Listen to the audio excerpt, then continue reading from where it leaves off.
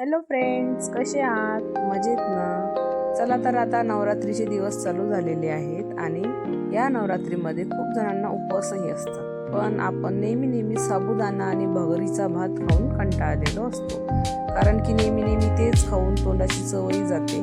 तर यासाठी आपण आता एक नवीन रेसिपी पाहणार आहोत. कधी काय होतं, आपण साबुदाणा भिजू घालायला विसरतो. तर साबुदाणा न भिजू घालता भगर आणि साबुदाण्याचे थालीपीठ आज आपण पाहणार आहोत. तुम्ही पाहू शकता हे थालीपीठ किती मऊ आणि लुसलुशीत झालेले आहेत. एकदम चवदार आणि चविष्ट असे हे थालीपीठ आपले तयार होणार आहेत. तुम्ही पाहू शकता किती छान आपले थालीपीठ तयार झालेले आहेत. आपण हे दह्यासोबतही खाऊ शकता किंवा शेंगदाण्याची चटणी सोबतही हे खाऊ शकता. कोणतीच झंझट न होता फक्त 15 ते 20 मिनिटात आपले हे थालीपीठ तयार होतात आणि एकदम चविष्ट असे हे थालीपीठ लागतात. तर चला आपण आता याच्यासाठी काय साहित्य लागणार आहोत ते पाहूया. यासाठी आपण 2 वाट्या भगर घ्यायची आहे आणि ती मिक्सरमधून बारीक करून घ्यायची आहे. बारीक केल्यावर तुम्ही पाहू शकता एकदम जाडही नाही ठेवायची, थोडी अशी बारीक रवाळ अशी आपल्याला ठेवायची आहे. यानंतर आपल्याला अर्धी वाटी साबुदाणा घ्यायचा आहे आणि साबुदाणा सुद्धा आपल्याला थोडा जाडसर दळायचा आहे, कारण की साबुदाणा हा थोडा जाडसर असला जो आपण जेव्हा थालीपीठ खातो तेव्हा ते दाणे असे तोंडात आले की एकदम छान अशी त्याची चव लागते. तुम्ही पाहू शकता मी थोडा जाडसर हा साबुदाणा दळलेला आहे. आता आपल्याला हे एकत्र करून घ्यायचं आहे. याच्यानंतर आपल्याला अर्धी वाटी भाजलेले शेंगदाणे घ्यायचे आहे आणि त्याची सुद्धा बारीक पावडर करून घ्यायची आहे. तुम्हाला जर आवडत असेल तर तुम्ही थोडं जाड सुद्धा हे ठेवू शकता. आता नंतर आपल्याला एक भांडं घेऊन हे सगळं साहित्य मिक्स करून घ्यायचं आहे. तुम्ही पाहू शकता मी साबुदाणा आणि भगरीचं पीठ घेतलेलं आहे. त्याच्यामध्ये आता आपण ते साबुदाण्याचा कूट टाकणार, शेंगदाण्याचं कूट टाकणार आहोत. आणि याच्यानंतर आपण याच्यात हिरव्या मिरच्या 5 ते 6 हिरव्या मिरच्या घ्यायच्या आहे. त्या बारीक कापून घ्यायच्या आहे, चिरून घ्यायच्या आहे त्या. आणि एक बटाटा आपला आपण सोलून आणि चांगला बारीक किसून घ्यायचा.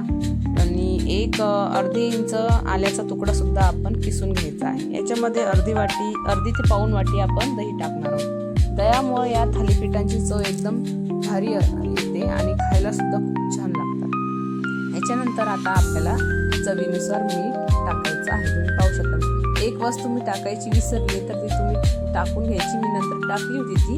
तर याच्यात आपल्याला थोडंसं 1-1.5 चमचा तेल टाकायचं आहे. आणि आता आपल्याला हे सारण एकदम मस्त असं एकजीव करून घ्यायचं आहे. तुम्हाला जर वाटत असेल की हे घट्ट झालं आहे तर याच्यात आपण थोडं पाणीही टाकू शकतो.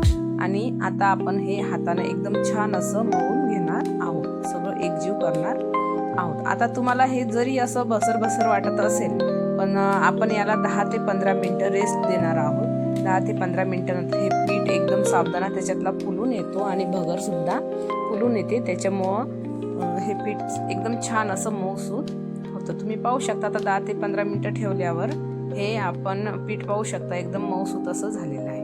आता या पिठाचे आपल्याला काय करायचे आहे, थालीपीठ करायचे. यासाठी आपण पोळपाट घेणार आहोत. त्याच्यावर कॉटनचा कापड ओला करून घ्यायचा आहे आणि त्याच्यावर पिठाचा गोळा घेऊन छान असे थालीपीठ थापून घ्यायचे आहे.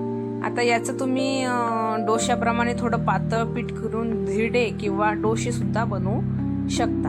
पण मी याचे थालीपीठच बनवणार आहे, कारण की थालीपीठ हे चवीला एकदम छान लागतात आणि आमच्या घरी पण आवडीनं थालीपीठ खातात. त्याच्यामुळे मी थालीपीठ छान असं पातळ आपल्याला थापून घ्यायचं आहे. मधात थोडंसं होल करायचं, कारण की आपण शेकताना जेव्हा त्याच्यात तेल टाकतो तर ते मस्त असं भाजलं जातं.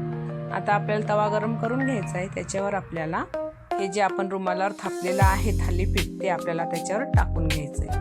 तुम्ही पाहू शकता मी कशा पद्धतीनं ते टाकलेलं आहे. वरून पण थोडासा हात मारून घ्यायचा, तेव्हा ते थालीपीठ छान प्रकारे निघून येतं. आता हे थालीपीठावर आपल्याला काय करायचं आहे, थोडं चमच्यानं तेल टाकायचं आहे.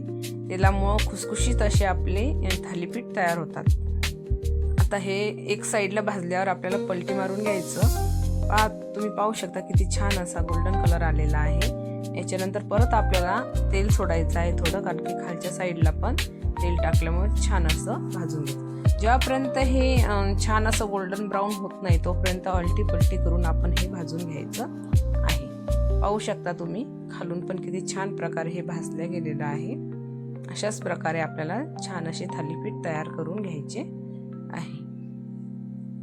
एकदम भन्नाट चव याची असते. दही टाकल्यामुळे याला खूप छान अशी चव येते.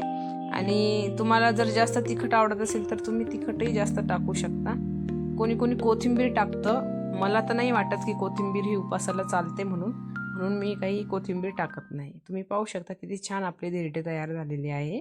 सॉरी, थालीपीठ तयार झालेले आहे. एकदम छान असे हे थालीपीठ तुम्ही उपवासाला खाऊ शकता. नेहमी साबुदाणा खाऊन कंटाळा आलेला असतो त्याच्यामुळं, किंवा भगरीचा भातही खाऊन कंटाळा आलेला असतो त्याच्यामुळे हे थालीपीठ एकदम छान अशी चविष्ट होतात आणि खायलाही खूप छान लागतात.